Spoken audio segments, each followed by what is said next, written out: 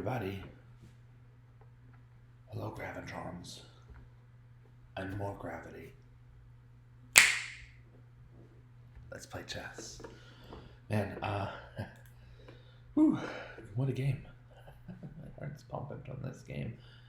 What I'll review here, accurate enough, but not extremely so, but the finish and some back and forth changes and ideas and everything, I really am glad to have just won this game of chess. I started with the queen's pawn opening, and we got to the queen's gambit and then the semi-Slav, and with knight c3, so the knights come out. We see this structure on black's king side. He's gonna castle king side most likely, but after a king side fianchetto of his bishop, when the bishop moves to g7, that's the fianchetto. And yeah, so I played this move, bishop g5. It's still within book. H4 gets the pawn storm underway. It's just a move that saves the move later on, pretty much. And I played pawn to c5 on move 7 here. I thought I could lock up the pawn structure really well, and a lot of the first half of this game had to do with that, so we'll see how that went. b6 is an excellent move to just do the opposite of what I want to do here on the chessboard. B takes c5, and then b takes c5 would give black an extra pawn. So it's also, my opponent's also threatening to go ahead a pawn of material. And I thought b4 would be adequate to sort of stop this, put patchwork together to stop this from happening. Or at least if it does happen, it's fine for white. Like after b takes c5, we see that this locked structure in this towards the center of the board is still intact, and that's what I'm in for right now. Here's white. I have pieces ready to attack on the king side.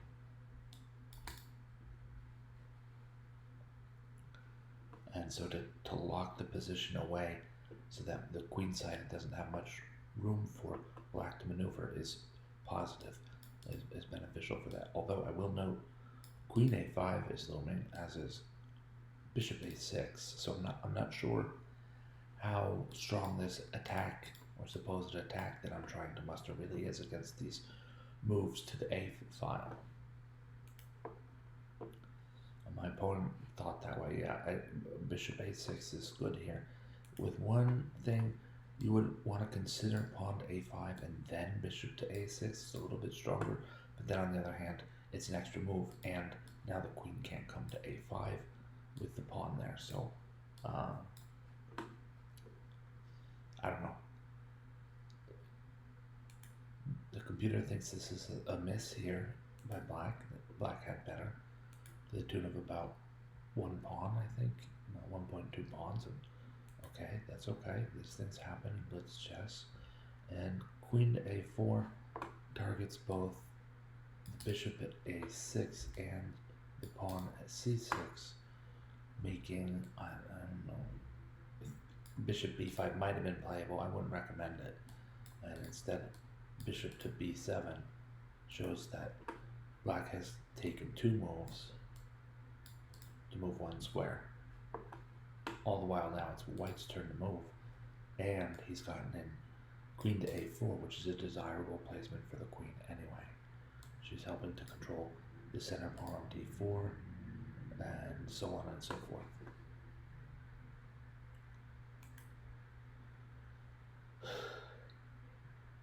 Rook b1, just attacking the loose piece, and rook to b8 doesn't do it, because if queen takes a7, maybe, no, the computer has something better.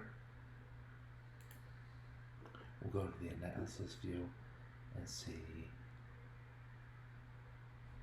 bishop f4 first. Yes, okay. blocking moves don't help black all that much with enough firepower on e5 to barrel through them, and white is now threatening to win the exchange on b8. This is a stronger move. Okay, well, having missed that, I play queen takes a7. White is still doing very well,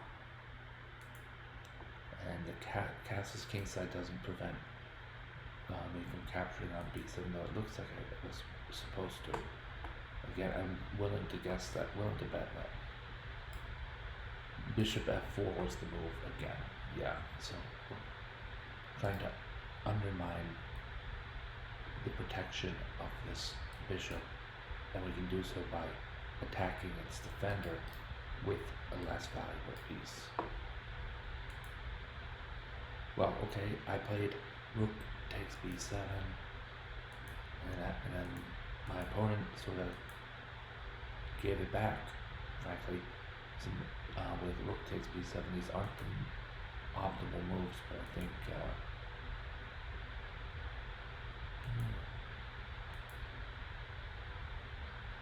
now we enter, this is sort of a very complicated endgame, and white is ahead in material by a rook to a pawn, or more exactly, or more accurately, by white is ahead in material by a bishop and a pawn. Not rook to a pawn, instead bishop and a pawn.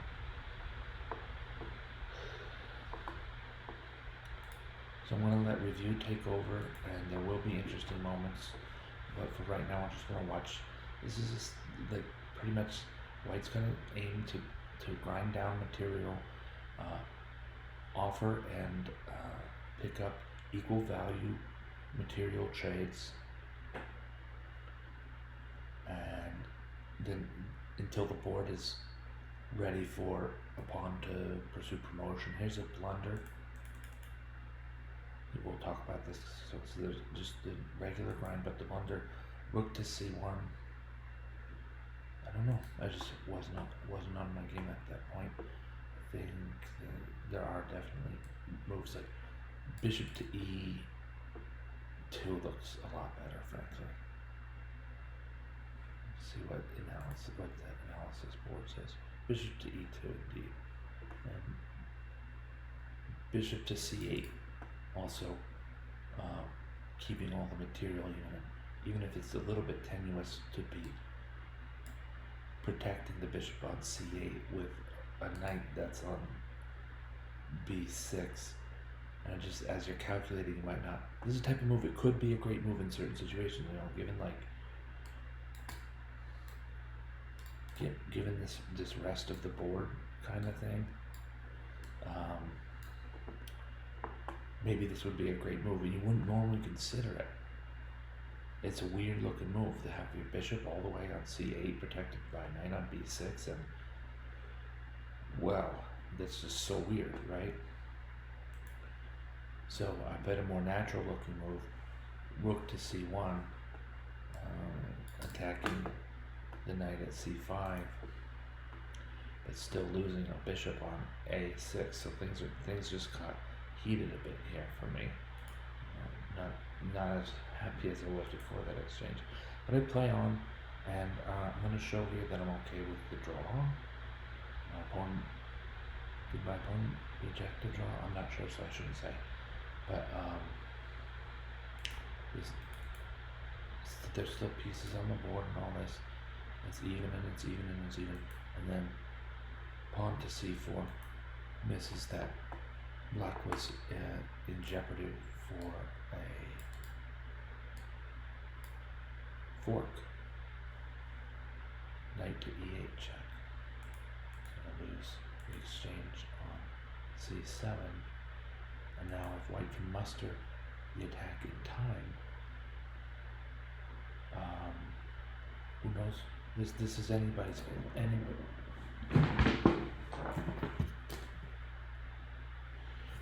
This is anybody's game, right?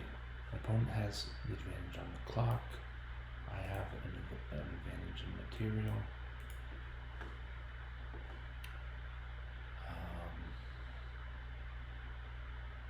The other things aren't all that. I mean, maybe white has an advantage in mobility, but that's pretty much tied up in that white has an advantage in material. So yeah, this is one of those endings. It's wild and could end in any type of way, but also for different reasons. You know, I could get my pawn to a8 and find myself checkmating. I could move my king. I could move my rook into a suboptimal square, and then my opponent promotes. So, but the main thing is, white is worried about the clock, and black is worrying one way or the other about material, especially if white can find his way all the way to a8 and promote to queen.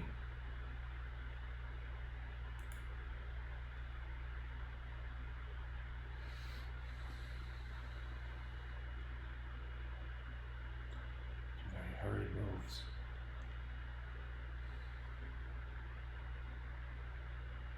What I like about this, though, for me, 18 seconds on the clock here. I do not give up. Right, I'm gonna keep pushing that pawn and get the promotion in, and I'm following attacking lines. You know, spending the energy to find the diagonal. King to c3. The old Jordan, the old more gravity, or the old Giovanni play. Queen to c2 check, and lose the queen altogether. I didn't. I checked it. I looked at that move. I said, wait, that's not great. We'll move one square farther.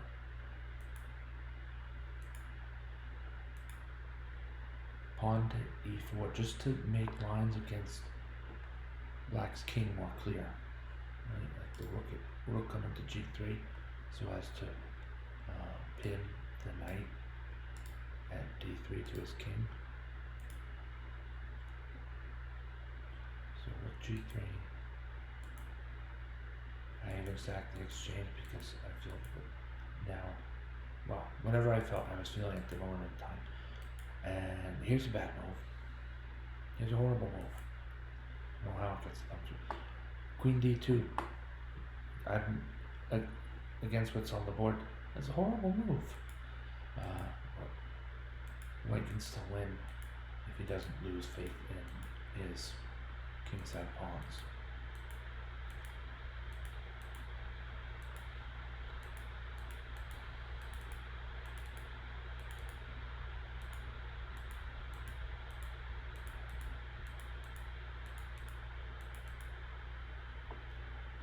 And it's a checkmate. Look, it wasn't the cleanest of games. It wasn't the most accurate of games. But with a checkmate with 0.2 seconds on the clock, it was a real heart thumper, heart stopper, whatever you want to say. A few extra heartbeats.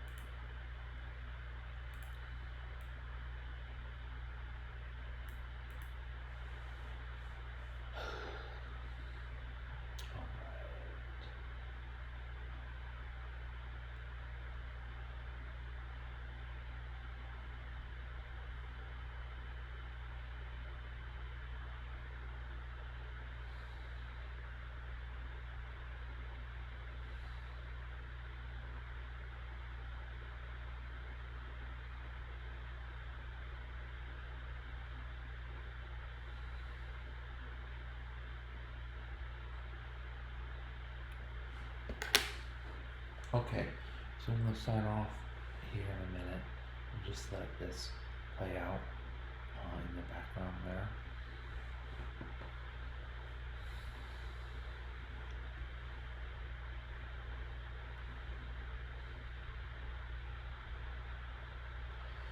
Thank you so much for watching. Thank you, Gravitrons. I'm more gravity.